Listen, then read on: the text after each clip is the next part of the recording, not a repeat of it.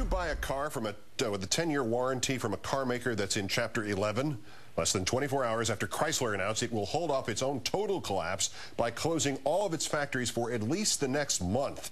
In our third story tonight, Mr. Bush has finally announced he has finally gotten to a plan. He's come up with a plan to come up with another plan, not necessarily to save the American auto industry, but to at least ensure that if Chrysler and General Motors do go bankrupt, their bankruptcies will not be, quote, disorderly. Rest easy, America. The man who saved New Orleans is on the case.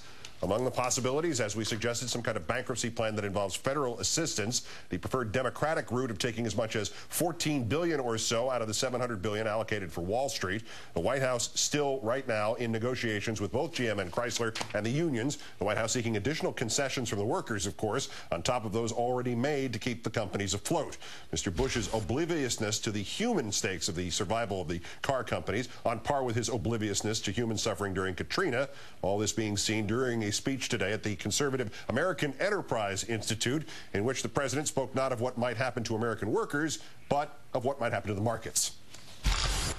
I am worried about a disorderly bankruptcy and what it would do to the psychology and the markets. And frankly, there's one other consideration, and that is I feel an obligation to my successor. I've thought about what it would be like for me to become president during this period.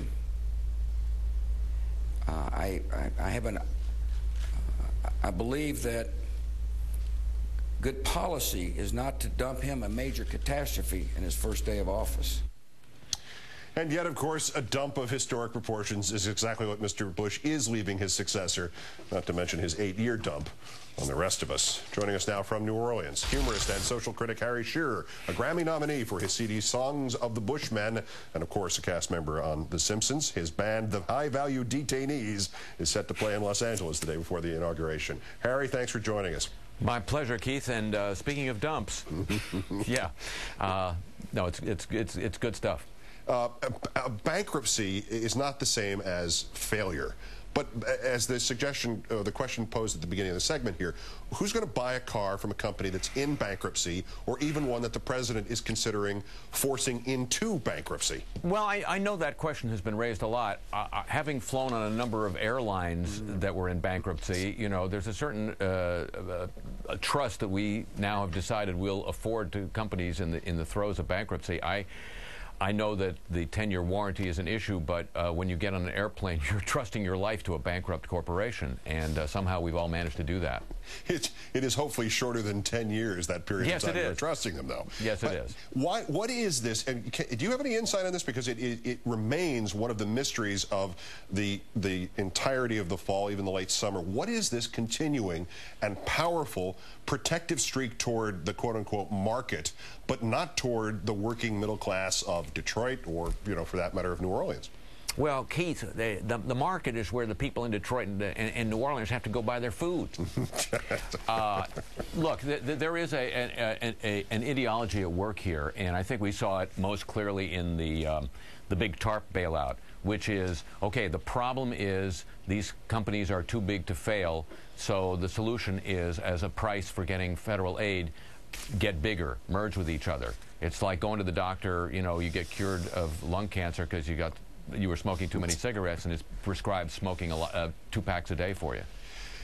Is there something dangerous about ascribing this calamity in this industry just to incompetence? There presumably has been some, just as presumably there have been issues with the unions. But don't these become fig leaves at some point that disguise the results of a very conscious, orchestrated ideology at work here, which I guess you sort of touched on here with the idea of making the bigger company when they're too big to fail? Yeah, you know, but I would not go past sort of ordinary politics. I mean, the senators from those southern states, which have BMW and Toyota and Nissan plants in them, gave huge tax, or those states gave huge tax breaks to those companies to lure them down there. I'm sure that there probably were campaign contributions that cycled their way back to those senators in gratitude. That's the American political system writ large and or writ huge or writ hume. But you know, that's what we have.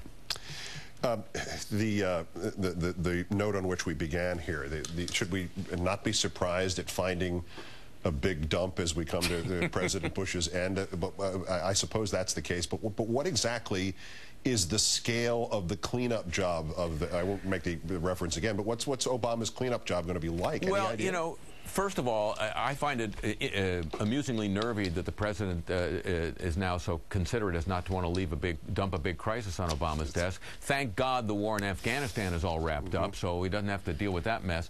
No, I think, you know, I have great respect for the sort of the self-possession of Barack Obama, but it seems to me when regarding the two troublesome wars, shall we say, and the troublesome economy, as well as the troublesome climate, and a few other major problems being dumped on his desk January 20th, that I find it hard to believe that he doesn't go into a secret part of his bedroom and weep in falsetto about 1 o'clock in the morning, just considering this.